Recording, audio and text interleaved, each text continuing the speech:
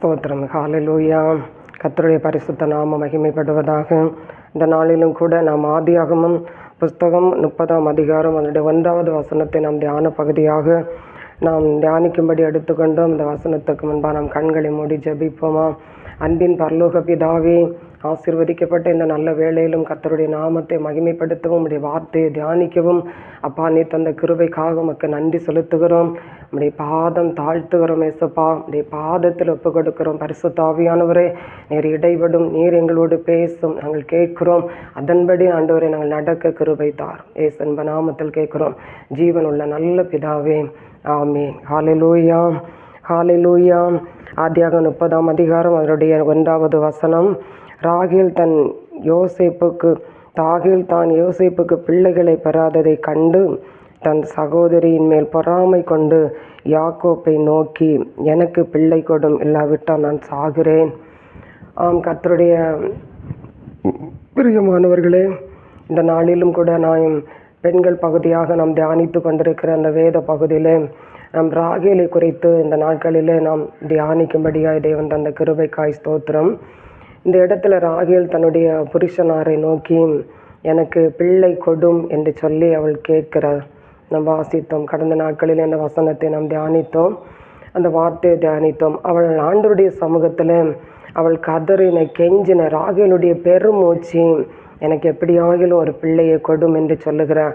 அந்த பெருமூச்சை தேவனாகிய கர்த்தர் கேட்டார். தேவனாகிய கர்த்தர் அவளுடைய பெருமூச்சை கேட்டு 2 பிள்ளைகளை அவர் கொடுக்கிறார் கர்த்தர். அதுதான் நாம் வாசிக்கிறோம். யோசேப்பு, பென்யமின் என்று சொல்லி 2 பிள்ளைகளை அவள் தன்னுடைய வாழ்க்கையிலே பாருங்க. யோசேப்பை பெற்றெடுத்த சில நாட்களில் பென்யமினை பெற்றெடுத்த அந்த நிமிஷத்திலே அவள் மரித்து போகிறாள். ஆனால் 2 பிள்ளைகளை ராகேலுக்கு கர்த்தர் கொடுத்தார்.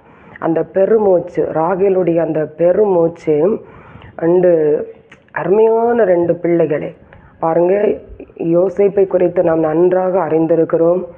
யோசேப்புடைய சந்ததிகளை குறித்து நாம் அறிந்திருக்கிறோம்.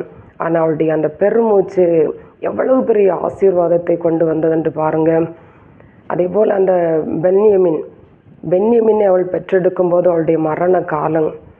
ஆனாலும் அவளுடைய அந்த பெருமூச்சு, அவளுடைய வேண்டுதல், அவளுடைய அங்கலாய்ப்பு, அவள் பிள்ளைகள் இல்லாமல் அவள் ஆறுதல் அடையாமல் இருந்தாள் என்று சொல்லி மத்தேயுல கூட நாம் வாசிக்க முடியும். அவ்வளவுத்துக்கு அவளுடைய அந்த அங்கலாய்ப்பு 2 சந்ததிகளை கர்த்தர் கொடுத்தார். அது மிகவும் ஆண்டவருக்கு அருமையான ஒரு சந்ததி. அந்த யோசேப்புக்கு ஆண்டவர் கொடுத்த ஆசீர்வாதத்தை குறித்து நாம் பார்க்க முடியும். அதே போல் பாருங்கள், பென்யமின் கோத்திரத்தில் ஆண்டவர் 2 ஆசீர்வாதத்தை கொடுத்தார். ஒன்று, சவுல் ராஜா, அந்த இஸ்ரவேல் தேசத்துக்கே ஒரு பெரிய ராஜாவை ஆண்டவர் கொடுத்து ஆசீர்வதித்தார். அதோடு மட்டுமல்ல, இன்றைக்கி நான் அப்போஸ்தலரில் நாம் வாசிக்கும்போது, அப்போஸ்தலர் 9ஆம் அதிகாரத்துக்கு பிறகு நாம் வாசிக்கும்போது, பென்யமின் கோத்திரத்தில் பரிசுத்த பவுலை ஆண்டவர் எழுப்பினார். எவ்வளவு அருமையான ஒரு ஆவிக்குரிய ஒரு எழுப்புதலை அவள் ராகேல் அடைந்தால் பாருங்க. ஒருவேளை அந்த ராகேல் மரித்து போயிருக்கலாம். ஆனால் 1 சாமுவேல் 10ஆம் அதிகாரம் 1-2 வசனங்களே நாம் வாசிக்கும் போது அங்கே எழுதியிருக்கிறது, அந்த சவுலை சாமுவேல் அபிஷேகம் பண்ணுகிறார். ராகேலின் கல்லர் அண்டையிலே வரும்போது அந்த சவுலுக்கு வேறு ஒரு இருதயத்தை ஆண்டவர் கொடுக்கிறார் பாருங்க. அந்த ராகேலின் கல்லறை அண்டையில் வரும்போது எவ்வளவு அருமையான ஒரு காரியத்தை அந்த இடத்துல பார்க்க முடிகிறது. இப்போ இதில் நாம் கை கொள்ள வேண்டிய காரியங்கள் என்ன தெரியுமா? நாம் ஆண்டவருக்கு சமூகத்தில் பெருமூச்சோட ஒரு வேண்டுதல் நாம் செய்வோமானா அந்த விண்ணப்பத்தை ஆண்டவர் மறக்கவே மாட்டார் பாருங்க, தள்ளவே மாட்டார். ஒருவேளை நம்முடைய காலம் கடந்து போனாலும் கர்த்தர் அந்த சந்ததிகளை கர்த்தர் எழுப்புவார் பாருங்க. நிச்சயமாக கர்த்தர் எழுப்புவார். அதுதான் இந்த ராகேலை குறித்து பார்க்கிறோம். அந்த பிள்ளைகளுடைய ஆசீர்வாதங்கள் பின் நாட்களில் ராகேல் இருந்து பார்க்க முடியல. ஆனால் யாக்கோப்பு பார்த்தார். ஆனால் பின் நாட்களில் பாருங்க, அந்த சவுலை குறித்து அந்த இடத்துல வாசிக்கும்போது ராகேலின் கல்லறை அண்டை, சாமுவேல் அதை தான் சொல்ல பாருங்க. அந்த அபிஷேகத்தை பெற்று நீ போகும்போது ராகேலின் கல்லறை அண்டையிலே உன்னை 2 மனிதர்கள் சந்திப்பார்கள் என்று சொல்லி பாருங்க. எவ்வளவு ஆசீர்வாதமான ஒரு சந்ததியை ராகேலுடைய அந்த ஜபம் எழுப்பிட்டு பாருங்க. எழுப்பிட்டு பாருங்க. இன்றைக்கி நாம் ஒருவேளை பிள்ளைகளுக்காக ஆண்டவருடைய சமூகத்தில் நாம் அழுது கொண்டிருக்கலாம். பிள்ளைகள் ரட்சிப்புக்காக நாம் கதறி கொண்டிருக்கலாம். ஐயோ எனக்கு பிள்ளைகள் இல்லையே என்று சொல்லி நாம் கதறி கொண்டிருக்கலாம். நம்முடைய வாழ்க்கையில் நம்முடைய விசுவாசத்தை விட்டுவிடாமல், நம்முடைய ஆண்டவருடைய சமூகத்தில் இருக்கிற அர்ப்பணிப்பை விட்டுவிடாமல் ஏசப்பா என்று சொல்லி தேவ சமூகத்தை கூப்பிடும்போது நிச்சயமாகவே ஆண்டவர் நம்முடைய ஜெபத்துக்கு பதில் கொடுப்பார். பாருங்க. அது அந்த பென்யமின் கோத்திரத்திலே பாருங்க, அருமையாய் ஆண்டவர் சவுலை எடுத்து கர்த்தர் பயன்படுத்தார். பென்யமின் கோத்திரத்திலே கீசின் மகனாகிய சவுலை எடுத்து இஸ்ரவேலுக்கெல்லாம் ஒரு பெரிய ராஜாவாய் கர்த்தர் ஏற்படுத்தினார். ஒரு பெரிய யுத்தத்தை நடப்பிக்கிற ஒரு மனுஷனாய் கர்த்தர் ஏற்படுத்தினார். அதோடு மட்டுமல்ல, ஆண்டவர் பரிசுத்த பவுலை அதே பென்யமின் கோத்திரத்திலே எடுத்து பிலிப்பியர் 3ஆம் அதிகாரம் 5வது வசனத்தில் வாசிக்கிறோம். பென்யமின் கோத்திரத்தில் ஆண்டவர் பவுலை எடுத்து ஆண்டவர் பயன்படுத்தார் பாருங்க. அந்த பவுலின் மூலமாக இன்னைக்கு புதிய ஏற்பாட்டின் சபைக்கு எவ்வளவோ நிருபங்களை எழுதும்படியாய் 13 நிருபங்களை எழுதும்படியாய் தேவனாகிய கர்த்தர் அவ்வளவு ஞானவானாய் கர்த்தர் எடுத்து மாற்றினார். இன்றைக்கும் ஸ்தோத்திரிக்கிறோம். பவுலை குறித்து நாம் தியானிக்கும்படியாக ஆண்டவர் பவுலை எப்பொழுதெல்லாம் நாம் தியானிக்கும் போதும் ராகேலுடைய நினைவு வருகிறது அல்லவா? அப்படிப்பட்ட சந்ததிகளை ஸ்தோத்திரம் ராகேலுடைய அந்த பெருமூச்சுக்கு தேவன் பரிசாய் கொடுத்தார். இன்றைக்கு நாம் ஆவிக்குரிய வாட்டத்தில், நாம் ஆவிக்குரிய வாழ்க்கையில் நாம் எதை சிந்தித்து கொண்டிருக்கிறோம்? ஆண்டுடைய சமூகத்தில் நாம் ஒவ்வொரு நாட்களும் கடந்து போகிறது. ஆனால் நம்முடைய கண்ணீர் தேவ சமூகத்தில் ஊற்றப்பட வேண்டும். நாம் ஒரு நாள் ஜபித்து விட்டு நாம் ஆறுதல் அடைந்து விடக்கூடாது. ஒரு நாள் நாம் தேவ சமூகத்திலே வந்து ஸ்தோத்திரம் நம்முடைய கண்ணீரை ஊற்றிவிட்டு நாம் ஆறுதல் அடைந்து விடக்கூடாது. ஆண்டவரே எனக்கு இந்த காரியத்தை செய்யும் என்று சொல்லி தேவ சமூகத்திலே நாம் போராட வேண்டும்.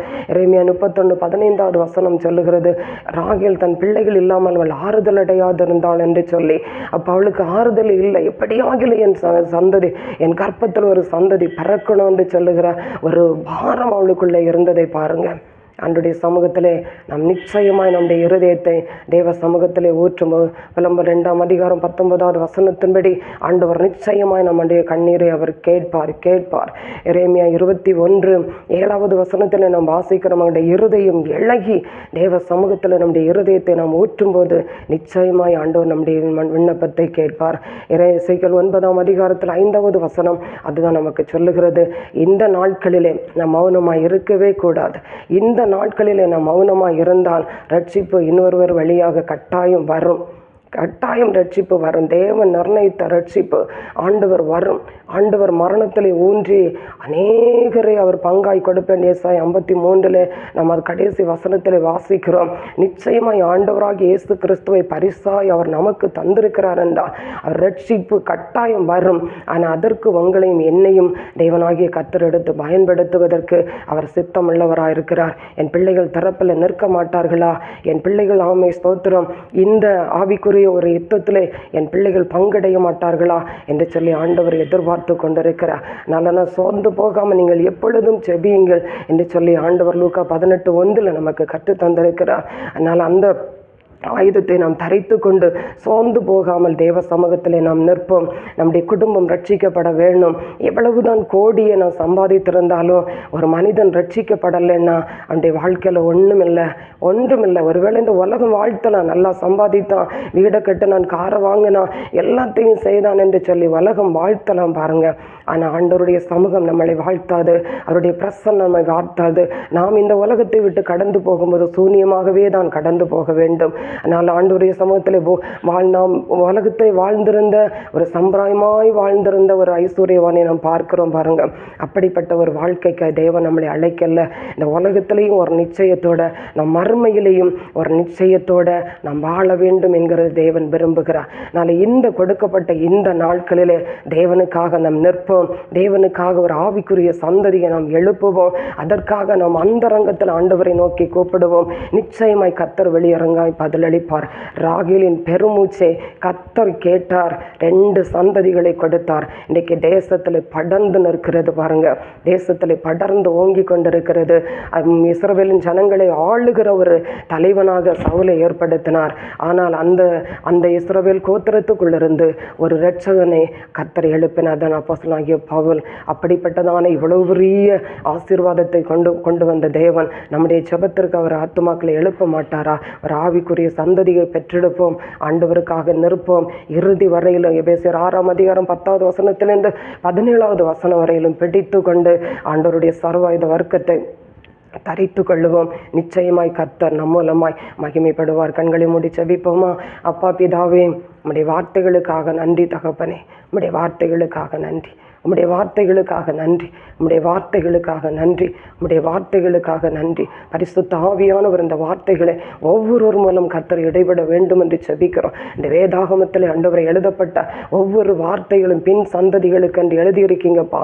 அந்த பின் சந்ததிகளாகிய நாங்கள் இதை வாசித்து அதை வெறுமையாய் விட்டு விடாதபடிக்கு ஆண்டவரே உம்மை ஸ்தோத்தரிக்கிற எங்கள் ஜெபம் ஆண்டவரை இன்னும் ஒரு சந்ததியை எழுப்பணும் என்கிற ஒரு தாகத்தோடு ஆண்டவரை ஸ்தோத்தரிக்கிற எங்கள் ஜெபம் ஒவ்வொரு நிமிஷமும் எங்கள் கண்ணீர் விட்டு கதற கிருபை தார். பரிசுத்த ஆவியானவரை ஒவ்வொருவர் மேலும் ஜெப ஆவியை கர்த்தர் ஊற்றுங்க, ஆண்டவரை ஊற்றுங்க. பரிசுத்த தேவனுடைய நாம மகிமைப்படட்டும். தாழ்த்தி அப்பா பாதத்தில் ஒப்பு கொடுக்கிறோம், ஏற்றுக்கொள்ளும். தொடர்ந்து இந்த ஊழியத்தை செய்ய ஆண்டவர் கிருபை தாரப்பா, கிருபை தார. தடையின்றி எந்த சூழ்நிலையிலையும் இல்லை ஆண்டவருக்காக நிற்க என் தேவன் உதவி செய்யும். ஆசீர்வதியும். இயேசுவின் நாமத்தில் கேட்கிறோம் ஜீவனுள்ள நல்ல பிதாவே. ஆமேன்.